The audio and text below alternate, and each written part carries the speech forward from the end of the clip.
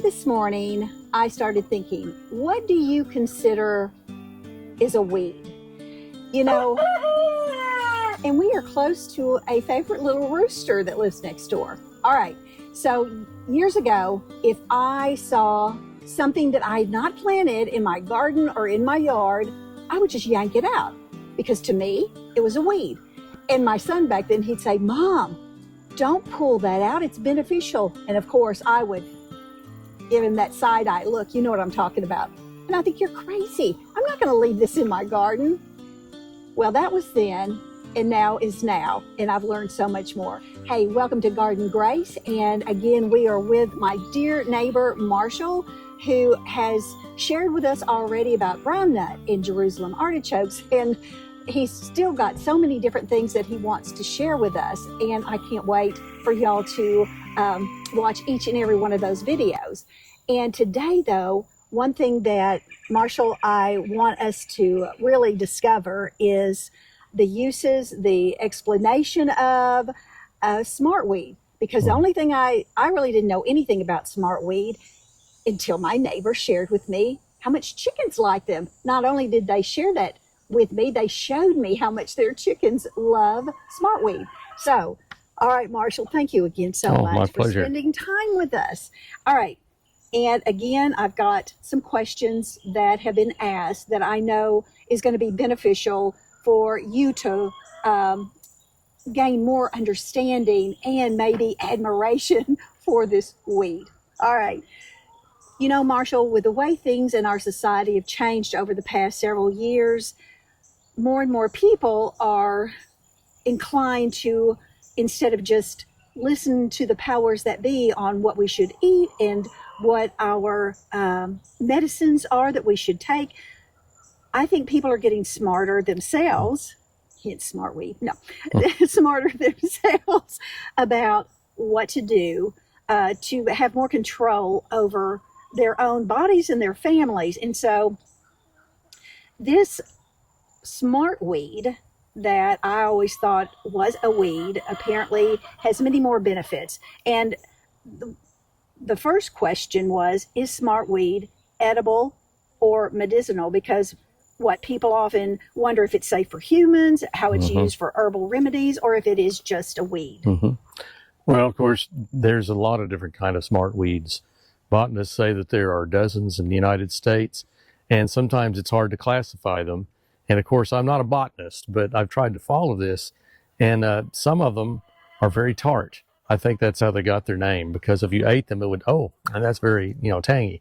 Others, like the ones we have around here, don't have any tartness at all. And part of that tartness is from oxalic acid, which is very sour. And it's in rhubarb leaves and other plants. And most plants do have significant amounts of oxalic acid. So that's why we cook it, is because that helps get rid of some of the oxalic acid. But yes, there are lots of different kinds of smartweeds, and both the seeds and the leaves are edible. But I would cook them first. Then they are edible if you cook them, but what about the medicinal part? They've been used, as you mentioned to me before, poulticed by the Meskwaki tribe, by others who were here, natives who had used them for different purposes. They're astringent. So they were sometimes used to help clean wounds. They've been treated with other kinds of sores that appear on the body. And some people, I think, are checking them out for anti-cancer treatment. But again, that's beyond my pale. I'm just, as you know, an economist, but I think they have a lot of uses and could be of some economic value to individuals especially. Right. Well, you had brought this book that I wanted you to share about what that is. This is a Peterson guide. They're very good guides to nature. This is written by Stephen Foster and James Duke. They had a previous edition of this, and it was one of the best-selling field guides they had. And they're both excellent, but this has wonderful pictures. Their guides tend to have identification keys, so you can see that they have pictures, or full color of most of them, and descriptions, where they're distributed. Sometimes poisonous lookalikes are important, because it's very easy with some of these plants to get confused. And what's the name of it? This is the Peterson Field Guide to Medicinal Plants and Herbs of Eastern and Central North America. And this is the 3rd edition. Oh, wow. And the other ones are good, but they're always finding out something new. So that's why I got this one and use it more than the old one I used to carry. Yeah. Oh, you know, and that's the really cool thing, y'all, is that not only does he grow these plants and sees firsthand how they are in his garden, he also researches. And again, this is the third edition, so he stays on top of all the changes, all the additional information that's been discovered, just so that not only does he know for his own family, he can share with you. So I just love that. And in here in a little bit, we're going to actually go look at Smartweed, right? Okay, cool. Okay, here's question number 2. Do chickens and ducks really like Smartweed? Oh yes, yes. We can pull some up and feed to them if you want to see that, because they love it. And our Smartweed, I haven't been able to identify the exact species. I've been following a botanist in Iowa who researches it very well, and the keys as far as how to identify it don't work here. I think we may have a different variety than they have up there, but it doesn't taste bad. It tastes kind of like spinach. However, it still has oxalic acid. So yes, I can't wait to show y'all the chickens and how much they do like the Smartweed. So for all of you who have your own chickens, do you have Smartweed in your yard or in your garden? Because that, if you didn't know that, that's what a treat. What a free treat for your chickens. Well, now this is another one that, because again, for those of us who may have just a smaller area, and so you can be more concerned with something taking over. And so is Smartweed invasive? Yes, pretty much is. Even the native ones tend to be invasive, and there are several that come from overseas that are really invasive. Now, I will say most of them are pretty easy to pull up and dispose of. And, one of the key aspects of eating perennials is your ability to continue to have them depends on, 1, your harvest rate, and 2, the size of the patch or how many you've got. So if your harvest rate isn't compatible with the size of the patch, you'll eat them all up and it won't have any more left. Right. So I don't think you have to worry about that with Smartweed. Usually when it's in an area, excuse me, it's well established and there'll be plenty of it. Their seeds can last for decades and be viable under the soil for decades. So you don't have to worry too much about using it up. Okay, so, and I think we talked about this yesterday. It's an annual or perennial? It depends. They're both. Oh. I think ours is probably annual, but it depends on the year, because sometimes I've pulled them up and they have, foot-long roots, a system of roots. Others are very shallow. So I think it depends on the weather. And we're probably in one of those transition zones where this species may be some years an annual, some years a perennial. If we have a mild winter, it may really take over because it can reproduce by seed and also by the previous plants coming back. Okay, and for y'all wondering, we are in zone 8. Okay. All right, this is going to be a perfect time for us to pause, and because it says, what does Smartweed look like and how can you identify it? So let's go find some so we can show you what they look like. Okay, Marshall. Oh, so this is it with all those pink flowers? Yes. And what did you just say it's also called? It's also known as pinkweed because of the pink flowers. Oh, wow. And lady's thumb, many of them have a dark spot here on the leaf right there, as though a lady impressed her thumb on it. I don't know if you can see that. Some are purple. These are a little darker green.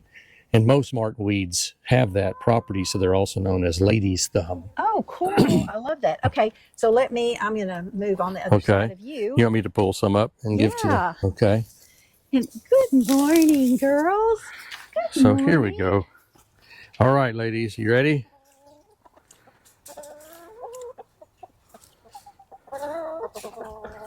They love both the seeds and the leaves, and they're good. Both are good for them.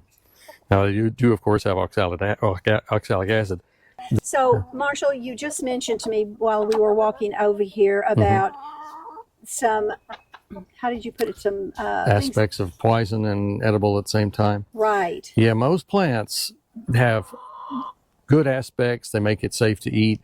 And at other times of the year or some parts of the same plant can be poisonous. So it's very important that people understand you need to know which part of the plant is edible and at what time of the year and which part's not. Now these, the main concern is oxalic acid. If they're in a really rich nitrogen environment, they can draw up a lot of nitrates and you could get nitrate poisoning. So if it were growing in, cow pies or something like that, and there was a lot of nitrogen, I would be afraid to eat it simply because it might have absorbed all that nitrogen. Okay. See, that's I guess the one thing then I start getting concerned about. I just love watching her eat that. Yeah, well, I love it. Is, okay, I don't have that good of a knowledge, or whatever I'm trying to say, to know, okay, this is okay to eat, this is not okay to eat. Does it have the nitrate? Does it have this? Well, and then that concerns me. But typically, if it's in your yard, it should be. It's not. If the Smartweed is. If the Smartweed Yes, is in your yard, it's probably fine. I would always cook it just to try to remove any of the excess oxalic acid. Right. And I wouldn't pig out on it. I know you wouldn't anyway, but you can't just eat a whole big mass of Smartweed and nothing else. Right. And so if you have a pasture that this might be growing in, yes, take heed. Yes, be careful. Now. Okay. All right. Awesome. All right. Okay. So Marshall, you just told me walking back over here that you really are very conscientious about monitoring your chickens' eggs. And so again, this is for you chicken growers out there. And what are a couple of things that you do if you notice something not quite right? I look at the quality of the eggshell, because sometimes you'll get eggs that have thin shells and break easily. Sometimes you get eggs that don't have a shell at all, and that usually indicates they're not absorbing calcium.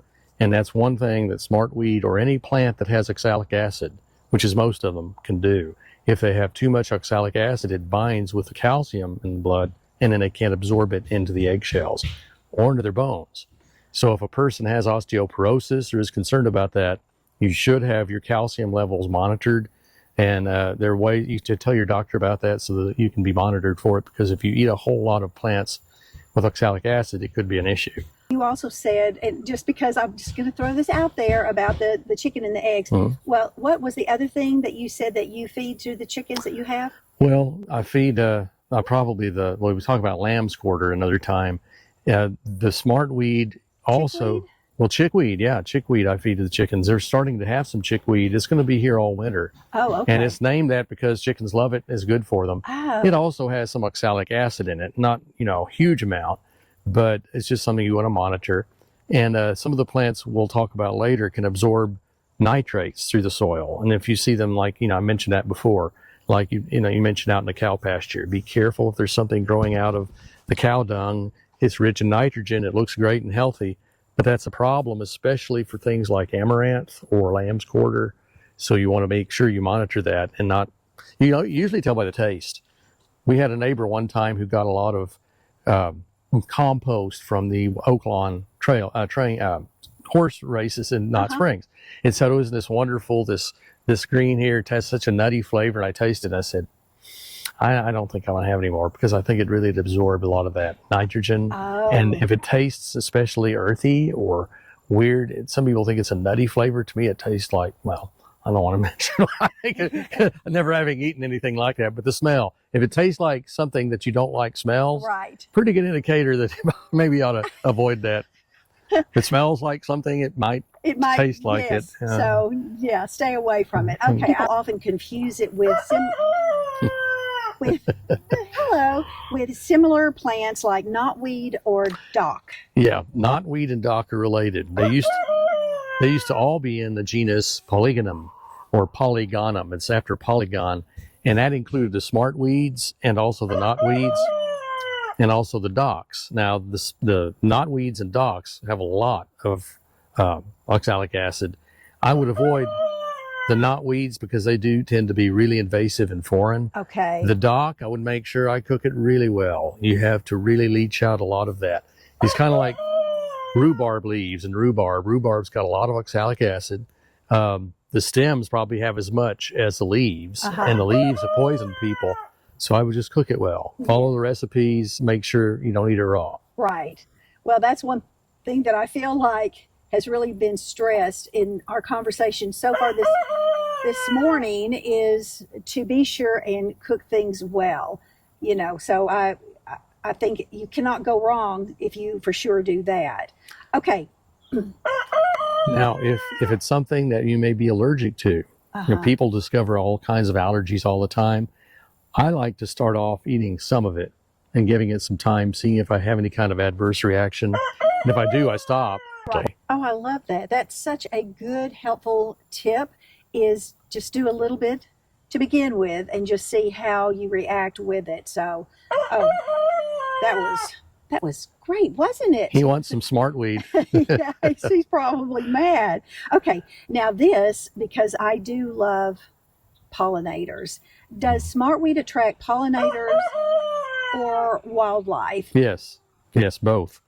Birds love the seeds. Okay. And the pink flowers, sometimes they're white flowers. And that's one of the keys to Persicarium, which is a genus that it's been put into by itself. They attract a lot of insects and pollinators for that purpose. But most of the little flowers there's one seed per flower, are pink. Some are white, but we don't have many of those around here. Right. Other regions of the country do. Okay. And most of the smartweed around the country is a lot more tart than ours is. Okay. So that a person will know that. If you eat it, you'll find out, oh, it makes my tongue smart. It's smart. I'm smarter now. Smart. That's right. Yes, I love that. Oh, that is so funny. And okay, so for the homesteaders and regenerative farmers wondering about its soil building properties or forage value for livestock, can it be used as forage or cover crop? It can. Now, it may cover up your main crop, so I'd be sensitive to that.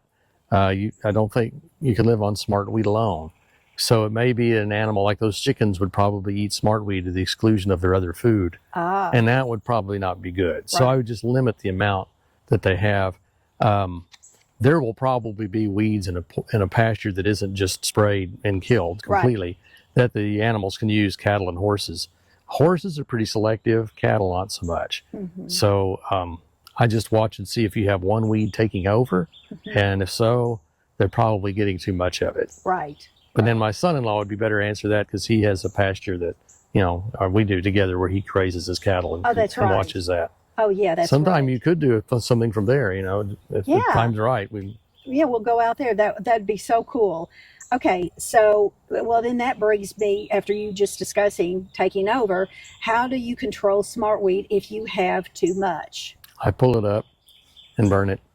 A lot of things. I know I have a neighbor who's allergic to smoke, and I've told her that I am too, and she doesn't believe it. And so I try not to burn as much, but there's some things that if you really want to be rid of it, you burn them. Because otherwise they can survive like in the soil for a long time. At some point we'll talk about pest plants, and we've got plenty of those too. And I tend to burn those. And I notice whether or not they come up again in that area. Some of them really have to have acid soil. So if you leave them in a burn pit where you've burned, you have a lot of ashes, that often will kill them and render them not able to come back. Oh, that's good to know. Well, and that's such a better way to get rid of things as opposed to spraying chemicals on them. Yeah, I don't spray. I spray poison ivy very, very sparingly. And I spray, I don't spray, but I do poison fire ants. But those are the only two times I use that. And if you look around, we have lizards everywhere. Yes, I do too. And that's why I love the lizards, because they eat insects and they're really good. So Me too. That's one of the benefits of trying to go organic, Right. as much as one can. Right. No, I agree with that, because I have the chameleon lizards. I've got those long, kind of grayish looking, funny looking things. I don't even know which kind those are. And then the ones with the stripes on them. Yeah. So I've got 3 different types of lizards in garden grays. As we wind up here, I did want to say, so Marshall and Mary have given me cannas that are in a pot in garden grays. They've given me a plant called Turk's Cap, and that's in garden grays, and also a blueberry bush. Now, in each one of those pots that they have given me, there's smartweed coming up in it. So for you out there who, if you're wondering, can I grow smartweed in a container? Yes, you can. So if you don't want to have it in your yard, and maybe you only want it for pollinators, do it that way, because it is absolutely, it's just very delicate looking, as you saw, and it's really pretty. And so if it's something that your wildlife enjoys, it's a perfect addition to your garden.